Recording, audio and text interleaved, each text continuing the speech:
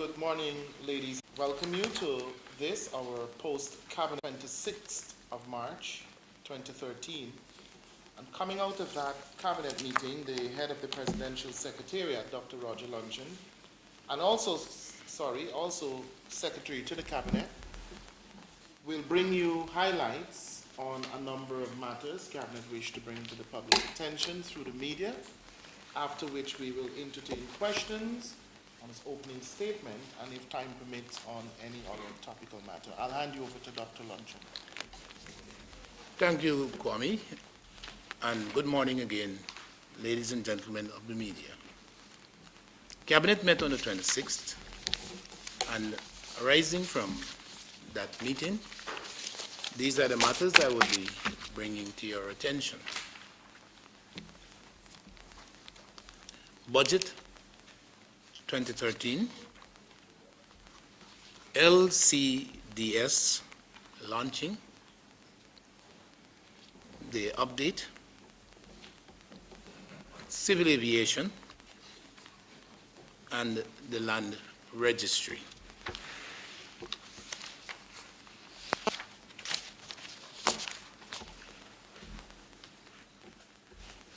I started by advising that the habitual item contracts, Cabinet did not have contracts before it on the agenda for the 26th. As a result, that item is not on our agenda this morning. And then I'll start from the bottom up, land registry. In October 2012, Cabinet commissioned an audit of the land registry and its functioning.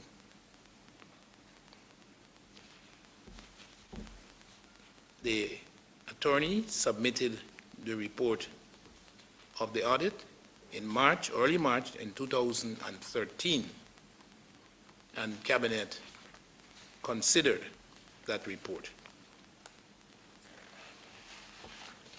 Cabinet endorsed the findings and the disclosures, among which were the more important ones, that the land registry was under-resourced and that in its functioning there were weaknesses in the process management, that is, management of transactions that fell within the land registry. The attorney who conducted the audit made a number of recommendations, and the review by Cabinet of those recommendations led to their endorsement. Principal among which was, one, the improved resourcing of the land registry. To that end, Cabinet noted, one, the relocation of the land registry, not immediate, of course, but the relocation, maybe I should say the intended, approved relocation of the land registry to the recently acquired government facility, the former branch head office of New Building Society on Avenue of the Republic. It is intended to relocate the land registry to that building that was recently acquired by government, and also to utilize funding available through the competitiveness program to enhance the facility to offer a better service in the land registry.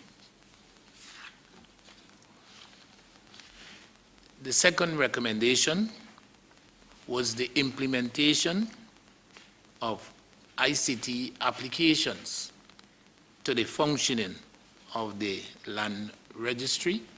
And this essentially is about e-government to websites and electronic communication and such like. And third recommendation was legislative reforms to indeed bring the operations and the functioning of the land registry to the level of contemporary norms. And I think Cabinet was not unmindful of what has and is taking place with the reforms with the deed and commercial registry, and saw some parallels that could be developed with regards to the land registry.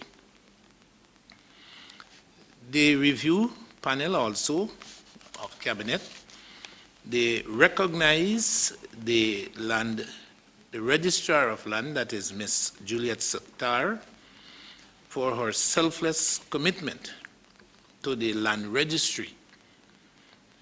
Cabinet also approved the preparation of an implementation plan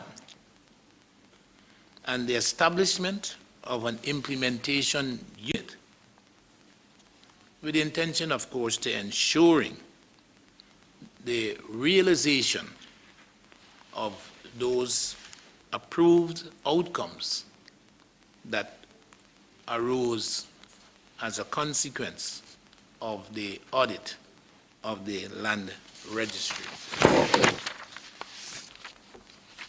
Civil aviation.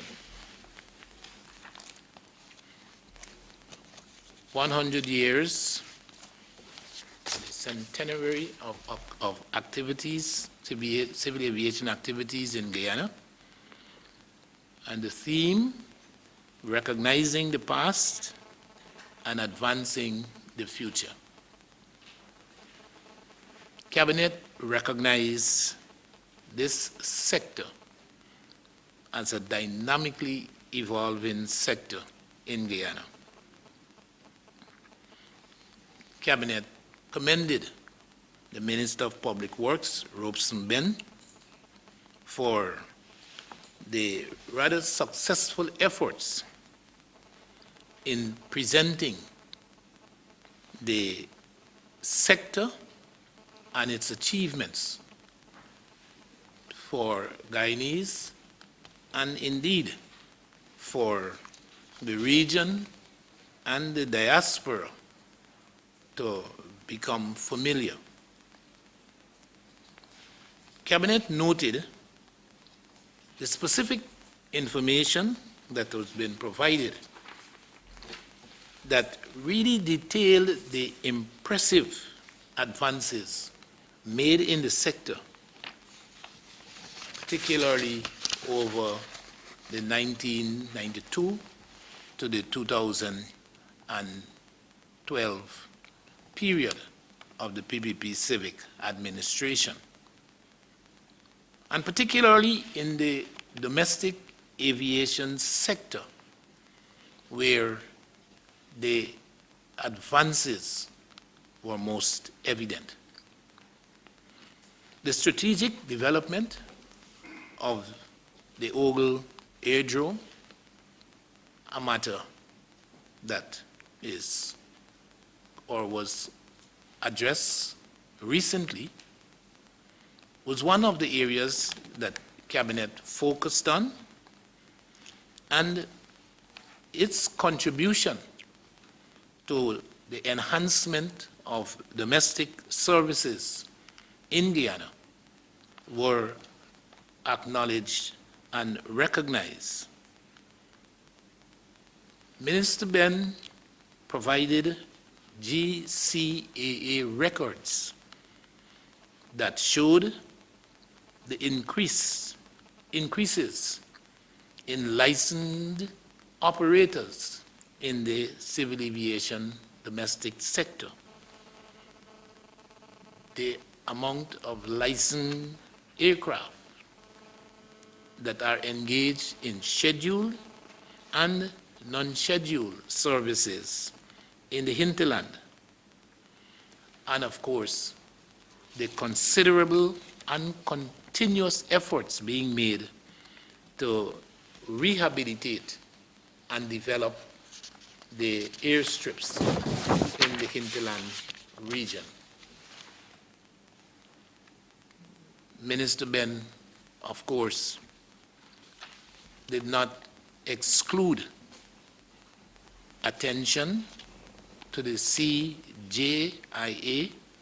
expansion project, which he insisted complemented the advances being made in the domestic aviation service sector. The role of the regulator, GCAA, was also highlighted, particularly capacity building in the GCAA in the face of the rapid development in the sector, and of course, the turning of the sod for the construction of the headquarters of the GCAA came in for considerable notice by Cabinet. Cabinet concluded that civil aviation and the civil aviation sector in Guyana was dynamically growing, and it was evolving to both the satisfaction and to the benefit of stakeholders in Guyana. LCDS launch. Cabinet noted the successfully recently held State House activity that updated Guyanese and other stakeholders about developments with the Low Carbon Development Strategy, LCDS. President Donald Ramotar's presentation to the wide cross-section of stakeholders and members of Guyanese society that were gathered there was deemed by Cabinet to be a comprehensive one. Cabinet noted the important assertion by the President that the LCDS was the most important development initiative in Guyana in the 21st century. Cabinet recognized the accuracy of the contention that LCDS propelled and was propelling Guyana into new heights in the international community, in the international arena, and that itself had brought and was bringing acclaim to the nation. The list of noteworthy outputs from the LCDS, Cabinet asserted, was growing as the LCDS was institutionalized and its features implemented. The important role of the GRIF in financing specific aspects of development in Guyana was also noted by Cabinet. Cabinet rejected the efforts, subtle or otherwise, to question the efforts questioning the importance of the LCDS, and worse yet, efforts that sought to engage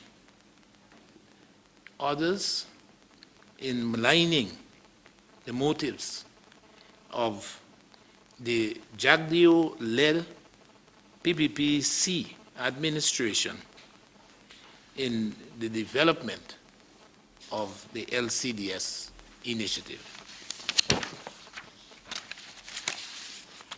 Budget 2013.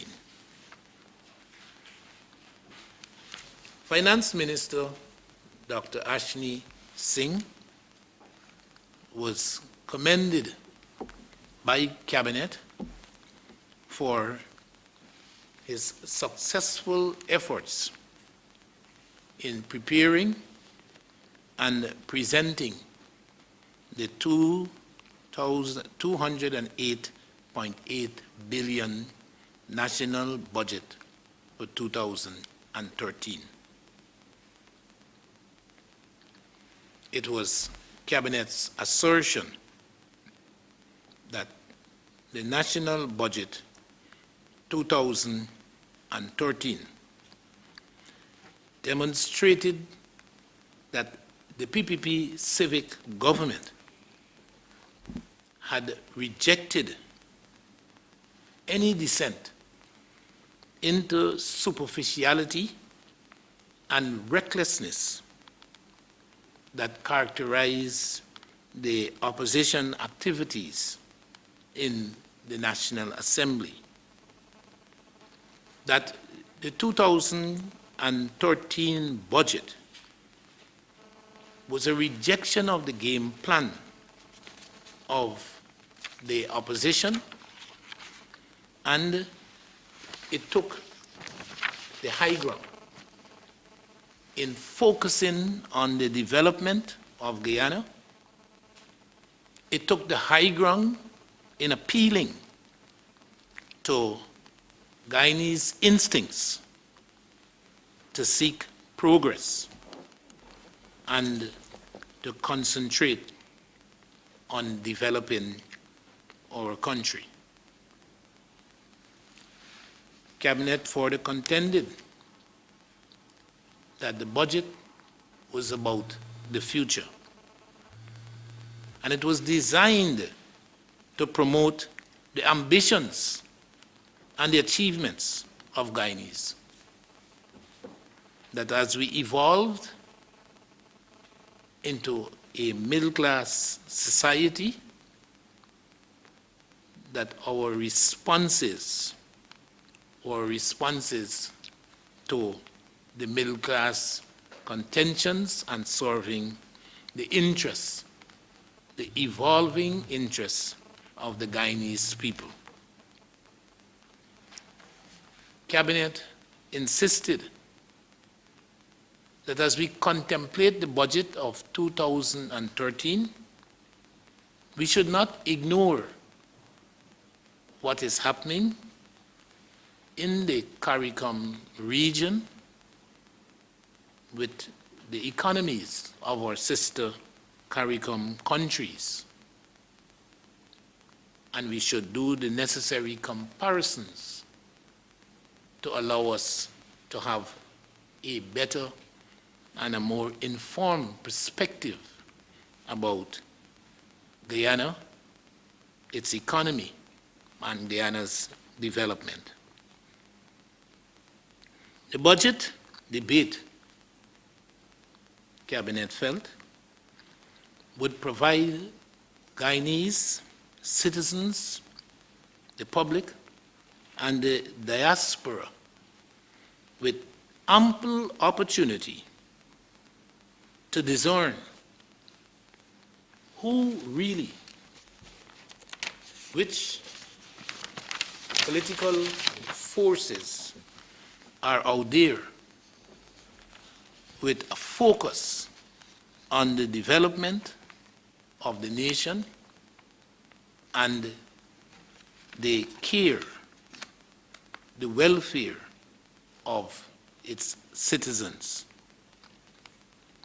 The debate, Cabinet felt, will expose those who pander to superficiality, seek confrontation, and by their very act and their behavior betray their lack of interest and resolve in the best for achieving the best for Guyanese. This Cabinet's intention to pursue the 2013 national budget, its debate, and its final endorsement in the most constructive of ways, keeping focused its attention on development and the welfare of Guyanese. Ladies and gentlemen of the media, those are the matters I wanted to bring to your attention, arising from our cabinet meeting on the 26th. I want to open the floor to questions on my opening statement, and because time is indeed available to indicate my preparedness to entertain questions, additional questions on matters, topical matters that are of interest to the media. Thank you. Sir, the land registry. Now, one of the perennial complaints has been record keeping. People have complained that properties were stolen and assigned to other people and all of that. Did the service and the audit conducted by the lawyer who did the audit? And of course, did he examine the link between the land registry and the deeds registry?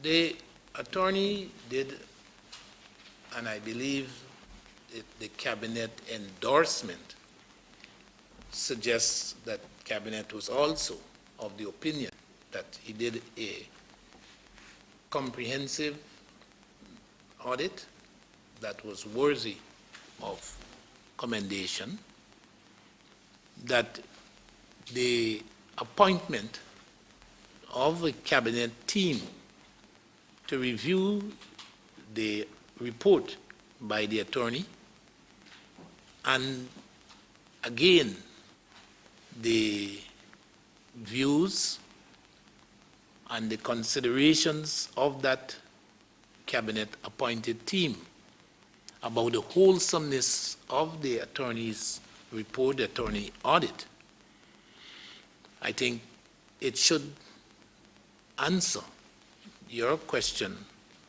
about how cabinet felt about the report, the audit report, and the work that was done.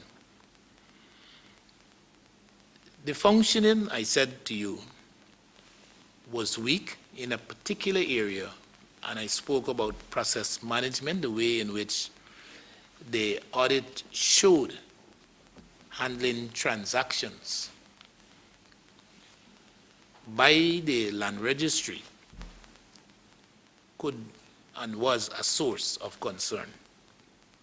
But I think the linkage with under-resourcing must not be underestimated. Over the years, what the audit revealed was that the land registry did not benefit from the provision of resources, both human and material resources, that allowed it to rise to the occasion. It might be unnecessary to highlight that the bulk of work in the land registry relates to government and state work, titling that is associated with the aggressive housing drive of the administration. And indeed, the audit clearly showed how important the government component of land registry work was, and how it had, for all intents and purposes, dominated the land registry and the use of its resources to attend to land titling that flowed from the government housing drive. No doubt you would recall that in the press, criticisms arose, criticisms were aired about the functioning of the land registry. I can say without any reservation that those criticisms were not derived from central government agencies, Ministry of Housing and Water, Central Housing and Planning, the ISOCO, Lands and Surveys, that utilized the services of the land registry. That indeed it was the private bar, it was the private sector, it was the non-governmental sector that had difficulties. And this is where the process management weaknesses had a greater impact. What is important for us, though, is that the audit was done and recommendations have been adopted, and a mechanism for converting the recommendations into reality put in place. And one sees this as a work in progress, and hopefully within the shortest possible time, a re-energized and optimally resourced land registry would then take its rightful place in the land titling activities of the state. I know computers have been with us for 30 years, and sometime back the land registry started to computerize its records. Did the auditor comment on the extent to which the computerization has been done? To easy access, to determine flaws, glitches, forgeries, and other. The work that had been done with the computerization, the application of ICT, progressed significantly at the deeds registry component. After the land registry was separated from the deeds registry and created and had an existence of its own, that aspect of ICT application was stalled. And in essence, the recommendation for the application of ICT in the operations of the land registry is in essence a reflection that it was not moving in tandem with what was going on and the ICT applications under these registry site. And so the resourcing that we spoke of, a recommendation that was adopted, actually has seen, and one can very clearly appreciate the application of ICT in the future functioning of the land registry. Preservation of records, importantly, communication with the users of the land registry, And of course, the point that you're making, access, storage, retrieval, and the security of titles, that those concerns will be more than adequately addressed by the application of ICT. Any other questions? Questions on the opening presentation outside? Developing They want to go home early. need some crossbuns. Oh, you got Neil. Crossbuns? Neil just opened his eyes there. Just a side thing of what you were talking about on the land registry. The NPS bill that you required both building and land, and could you say at what cost? I don't know, what do you mean building and land? It's up, we got the building and the building rest and all that. You think it is? They're constructed on leases, generally we used to hear that. Oh, well, I don't know. I was told that government has acquired that facility, the head office, the ex or former head office. I would want to assume that government don't buy the building and don't get the land. But it's an intriguing possibility. It doesn't make any sense to me. But I suppose you speak knowledgeably about similar such occurrences, no? Yeah, but what cost? How much? I don't know the actual cost. The lands and surveys, the land registry provided the cost of the, how you say, the sales agreement, and that was about a little bit more than $100 million for executing the sales agreement with the New Building Society. Or which ones? Land registry. Yeah, The land registry is a receiver of revenue. I think the transactions that the land registry perfect carries some costs to the people who are going to be titled, transfer of properties and such like. Significantly, one of the recommendations dealt with government transactions that were free, that weren't costed. In other words, house lots and the titling of house lots through CHMPA, through housing and water, were at no cost to the individuals and the people who were being titled. So most of this, the funds, the revenue, came from the non-governmental transactions. Anyone else? Or so? Dr. Longton, does government have a response or a comment on the United Nations saying that Amerindians should be consulted before mining is permitted on their land? Well, I don't know who said that. Who are you saying said that? APA went to UN and Anyway, I will say this. I don't know who in the UN said that, but I would take it that if we don't, that you will advise them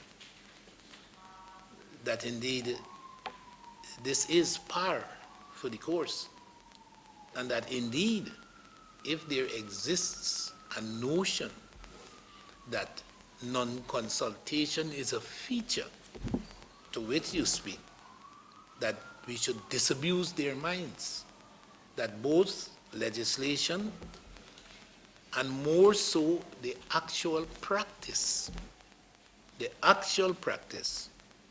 would be more than sufficient to make their, if it is indeed factual, to make their admonitions really misdirected. That consultations is a feature, that indeed one could hardly, in the face of all of the evidence that exists, condescend to an argument or the position that the UN putatively is advancing, that consultations is not a feature and we need to have the UN come and tell us how to do things properly. I think we could, or we should, disabuse their minds where that is concerned. Yeah. Your outside guys, Anthony here accused the government of withholding EU funds from Gaisuku, hence some of the problems in the sugar industry. When the EU provided all of this money as form of support, Budget support. particularly in the absence of, in the lower EU price rate and what have you, how much was actually flowed back into sugar? Now, while you're thinking about that, the Skeldon plant, is it ever going to be performing at its optimum? I mean, you've seen it's been completed, 3 years now, and it's been using more cane than it should. Its production level is down. Should we walk away from it? I want to make 2 points. That in the development of aid by the donor community, a significant transition has been taking place over the years that has seen a move away from project financing to budget support. With project financing, support was provided for a specific range of activity. With budget support, the funds are plowed in to our revenue, and they are used to ensure that the development priorities of the administration are met. One should make a clear distinction that we have spent enormous time. Budget support does not necessarily mean that funds that are plowed into the budget are destined, all of it, exclusively for a particular sector. That's why it's called budget support. And that's why the movement from project financing to budget support is such an instructive event, that indeed those who are involved with us in development and in the financing of development have all come to some realization that supporting development, financing the budget, was equally or even more important than just this isolated approach to project financing.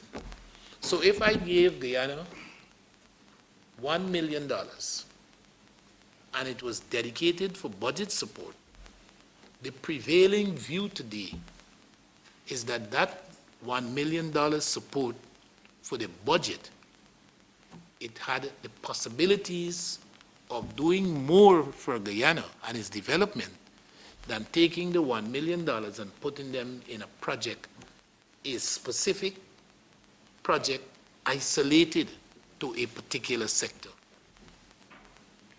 I don't pretend that the novelty has led to a wholesome adoption. There are still, for us, instances when project financing is still applicable.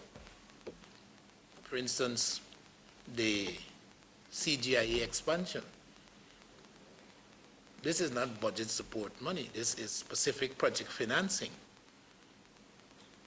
But remember that there is an evolution in the philosophy behind developmental aid and developmental financial support. And budget support is playing a greater and greater role in the destination of developmental aid. More and more is being plowed into that component that deals with budget support than deal with project financing. Skeldon. I want to join with many people who feel that there's a sense of a letdown in terms of Skeldon not in a timely way achieving the objectives that we anticipated, that indeed justified the inputs made by central government, inputs made by Guyanese, the budget, inputs made by donors, CDB, World Bank, IDB, EU.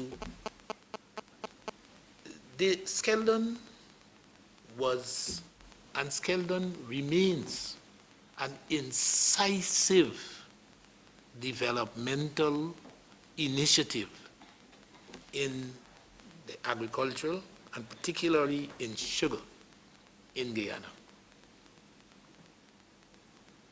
And indeed, we join with those who have expressed their concerns that, it hasn't realized its promise within the expected time frame.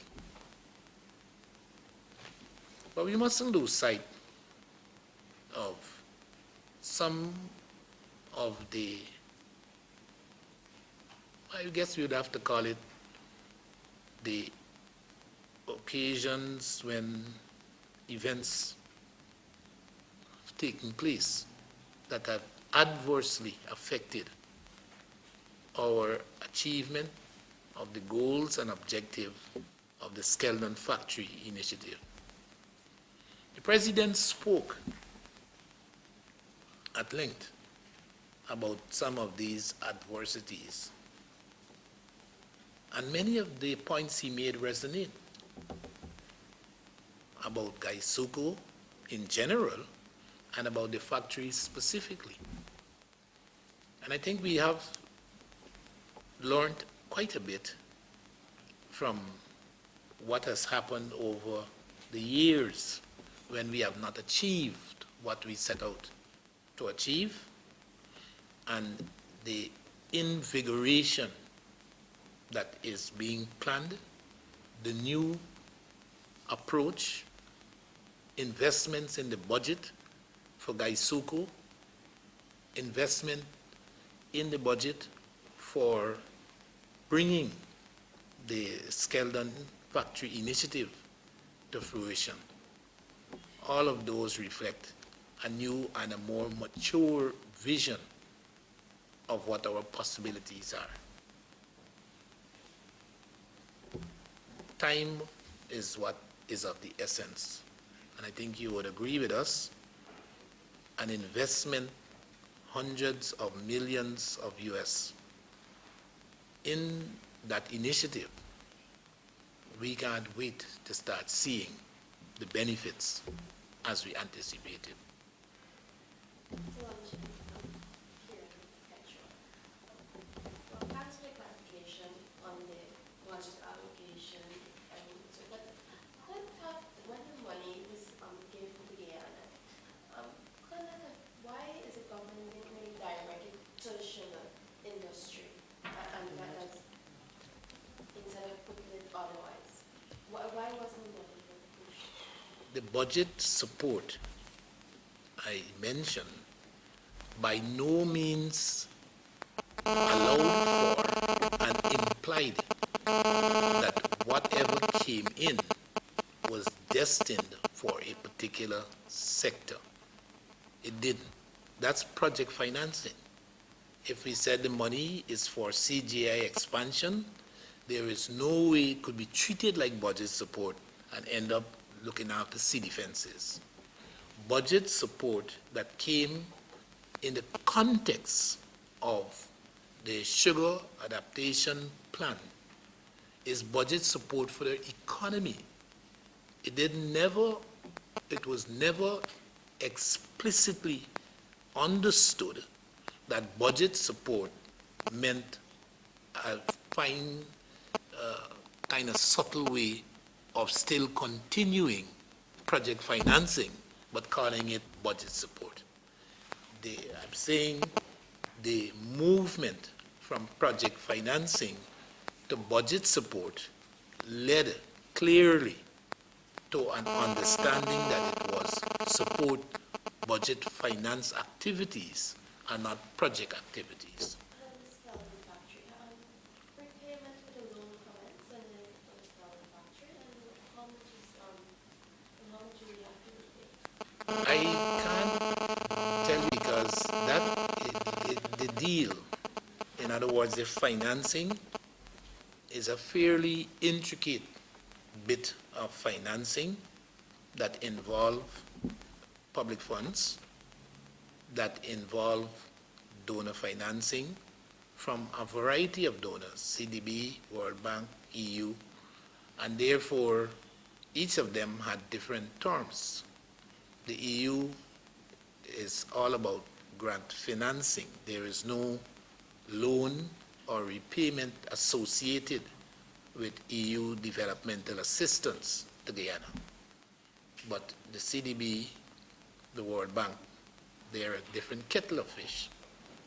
And of course, the Gaisuku has been borrowing in the interest of the development of the scheme from the domestic as well as from central government. So you have a wide variety in repayment terms and repayment conditions. I couldn't conceivably replicate at a moment's notice what those terms are. But you are right, the configuration of financing did indeed include loans, and we have debt to repay. So you haven't started repayment? Usually the big IFIs give moratoriums, 20 years, 30 years, 40 years, on payments on an agreed upon schedule. So I doubt if the repayments for the IFIs have actually kicked in. But it doesn't really matter, not because you don't have to pay today means you don't have to pay. It's there, it's caught up in our debt financing and in our debt management schedule, what the government, what the people of Guyana actually will owe. So are you optimistic that Scalding factory will be functioning and optimal by them to be able to repay that loan? Oh, we have to repay the loan. Whether or not? We have to repay the loan. I don't believe you could get the HPS to be advising publicly that we entertaining thoughts of not paying, repaying the loan. We have to repay the loan. But I think the more important question that you've asked was about the likelihood of the industry getting or evolving into a situation that lives up to our expectations. And I would have to say yes, that the work that we have done and the work that it is being done is expected to bring us closer to realizing the objectives behind the Scalding Factory initiative. And that persuasion exists in other circles. It's not only the government of Guyana that is of that opinion. Our stakeholders, people who have been involved with us in the implementation of the Scalding Factory initiative and in the sugar industry as a whole, they still see prospects of sugar continuing to make the kind of contributions that we anticipated when the Scalding Factory initiative was created. Okay, any other questions? Thank you very much. Had to be controlled because our revenue was falling. The revenue, in other words, all of the people who's supposed to contribute to the scheme, and the contributions that they were making was not growing as fast as expenditure, primarily benefit expenditure. In other words, put it frankly, if 100 people joined the labor force and became members of the scheme and contributing, you had 500 who retired and had to get benefits payments. How would that 1% translate for the, what would a 1% translate? 1% increase in the contribution rate would provide the scheme with maybe about $900 million additionally every year. That's what, about here. and then how would that help? Well, 900 million in revenue. It's about, right now, the scheme gets close to $1 billion a month in revenue. Close to $1 billion a month. So the increase that you will get annualized, that's 800, 12,784. It gives you maybe the same percentage increase over the month in terms of its revenue collection. That impact would allow us to sustain the benefit payment and increases in benefit payment that occurs annually. Every year, benefit payments go up as we change the baseline. In the public service, you know, the public service minimum wage is used as the baseline for pensions at NIS. So every time the public service get increases, the pensioners get increases in the minimum pension. So every year there is an obligatory increase once public servants given an increase in their 5%, 8%, whatever they get. When we collect additional revenue, then we are able to use the monthly collection to pay for the monthly expenditure. If we don't have enough collections, then we have to go into the fund. Over the years, the NIS collects surplus, and it means we got to go back into the surplus to finance the monthly deficit. That was what was happening sometimes in 2012, that we were using money from the fund to meet the monthly deficit between expenditure on benefits and revenue from contributions. So this 1% would actually help to relieve some of the board in NIS fees at the moment? I wouldn't call it a board. I wouldn't. But it helped to Although I relieve- wouldn't like to be quoted.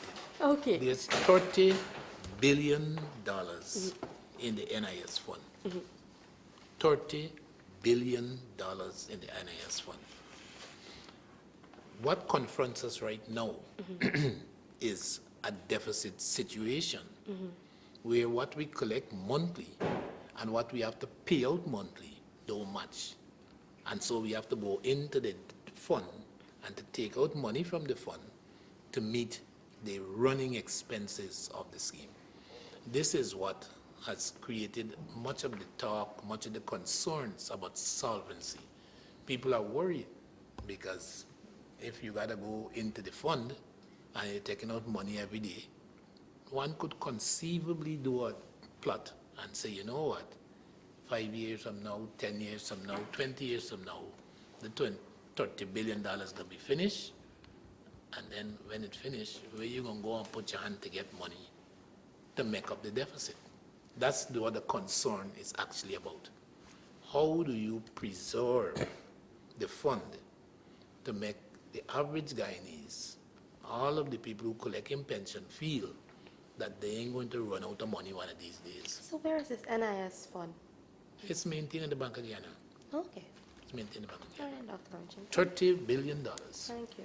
Please excuse me. I do my... And 100%, that's the reason. Linden was enjoying essentially almost 100% subsidy. You living in Georgetown, if you get a subsidy, it's a little country subsidy like this, but you didn't complain. You just pay it. You're a good guy. And you didn't say I want to get the same treatment. If everybody got the same level of subsidy that Linden was getting, then you would see an insolvent GPL or insolvent budget because we couldn't afford it. So what has actually happened over the years is that the subsidy that had been provided to Linden was not provided anywhere else in Guyana. Wasn't provided anywhere else. And it was par for the course. No one made a big issue until we sought to bring some parallel between what was provided in the rest of Guyana with what was provided in Linden.